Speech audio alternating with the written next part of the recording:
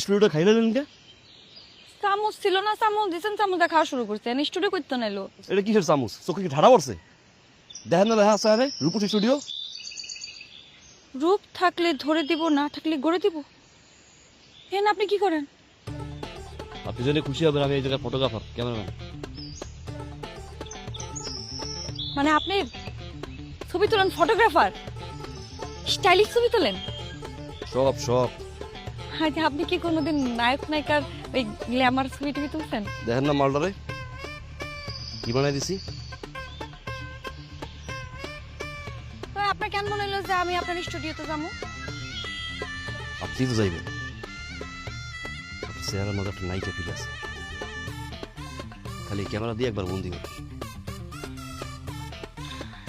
চেহারার মধ্যে একটা মাধুর্য আছে। তো পরে তিলটা কি অরিজিনাল নাকি লাগাইছেন? এক্সকিউজ মি, এটা থতমা না, এটা চেহারা। আর এই যে যেটা দেখতেছেন, এটা তো হচ্ছে অরিজিনাল তিল।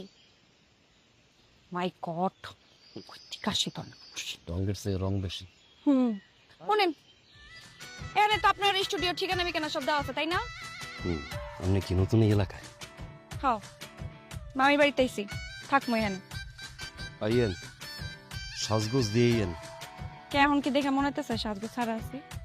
সবসময় আছে। সাইজেই থাকি, বুঝছেন? এমনি নাসার বুড়ি আর দিছি ঢোলের বাড়ি, বোঝা শেষ। তো আপনার স্টুডিওতে ছবি তুলতে হলে কয় টাকা দেওয়া লাগবো? 100 কত? ফ্রি। আমার আবার এখন যাইতে হবে, বেশি দেরি করলে আবার মামি পক্কা চক্কা করবে। আসবো না সেই জায়গায় যা দেখ মনে কেমন ছবি তোলেন। রূপ থাকলে ধরে দিব, না থাকলে গড়ে দেব। তোমার মাল পড়ে এলাম দুদিনের মাথাকে। এই মেয়ে ছবি তুলতে না বলতে বল কথা কন, ছবি তুলেন একটা।